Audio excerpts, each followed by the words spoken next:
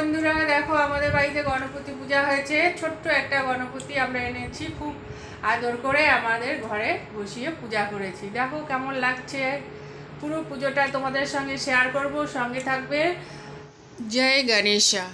বন্ধুরা, আশা করি আপনারা সকলে খুব ভালো আছেন, আনন্দের সঙ্গে আছেন। আমিও আছি, কারণ আজকে গণেশ চতুর্থী।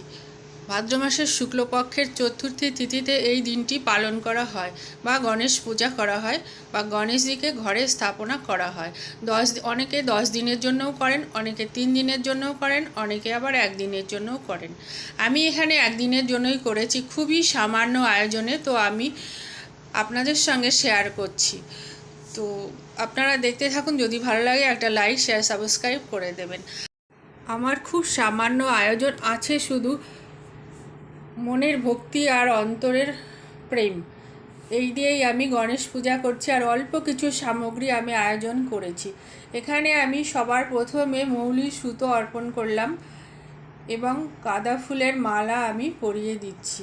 আর ফুল, বেলপাতা, ফল, প্রসাদের মধ্যে আমি যেগুলো আয়োজন করেছি সেগুলো একে একে আমি শেয়ার করছি। এর মধ্যে আছে জবা ফুল, গোলাপ ফুল, গাঁদা ফুল, পদ্ম ফুল, আর পাতা আছে এখানে বেলপাতা, আমপল্লব, দুর্বা ঘাস। তুলসী পাতা তো গণেশজির পুজোতে নিষিদ্ধ আছে, কারণ এখানে তুলসী পাতা ব্যবহার করা যাবে না। আর এগুলো আমি সবই নিয়েছি আমার ব্যালকনি গার্ডেন থেকে। সবই মানে কিছু তো বাজার থেকে নেওয়া হয়েছে। এর মধ্যে বেলপত্র, শমীপত্র, এগুলো আমার গার্ডেনে আছে। দুর্বা ঘাসও আমার গার্ডেনে আছে। আর আমি জ্বালিয়ে দেবো ঘিয়ের প্রদীপ আর ধূপ, আর 5টি পান পাতা, 5টি সুপারি, এগুলো অতি আবশ্যক। পাশেই আমি ঋদ্ধি সিদ্ধি মাতাকে স্থাপনা করেছি। সেটা হচ্ছে আমি সুপারি আর মৌলি সুতো দিয়ে তৈরি করে নিয়েছি। ঘটে স্থাপনা করেছি ওনার পাশেই, যেহেতু এখানে জায়গা খুব কম, সেই জন্য আমি পাশেই স্থাপনা করে দিয়েছি। আর পছন্দের ভোগ হচ্ছে ওনার লাড্ডু আর মোদক।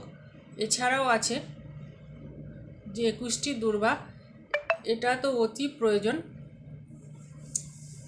গণেশজির পূজাতে। দুর্বা ছাড়া তো পূজা অসম্পূর্ণ থাকবে। আর ঋদ্ধি সিদ্ধি মাতাকেও পূজা করতে হবে, কারণ উনি ভক্তকে ঋদ্ধি সিদ্ধি প্রদান করেন। তো আমি ভোগ নিবেদন করে দিলাম। বন্ধুরা, এই ছিল আমার সামান্য আয়োজন। এটা আমি যখন শিখেছি বাইরে, আমি 20 বছর ছিলাম, খুব এনজয় করেছি, খুবই আনন্দের সঙ্গে উপভোগ করেছি। আমাদের অফিসে আমি যখন জম্মু, এলাহাবাদ, হায়দ্রাবাদে থাকতাম, তখন আমাদের অফিস যতই কাছে হোক, মন্দির যতই কাছে হোক না কেন, আমাদের জন্য গাড়ি পাঠানো হতো। কারণ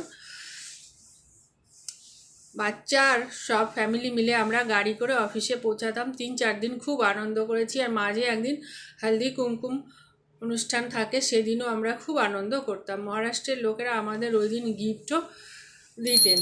তো বন্ধুরা, এই ছিল আমার খুব সামান্য পূজা। আপনারা সবাই দেখেছেন নিশ্চয়ই।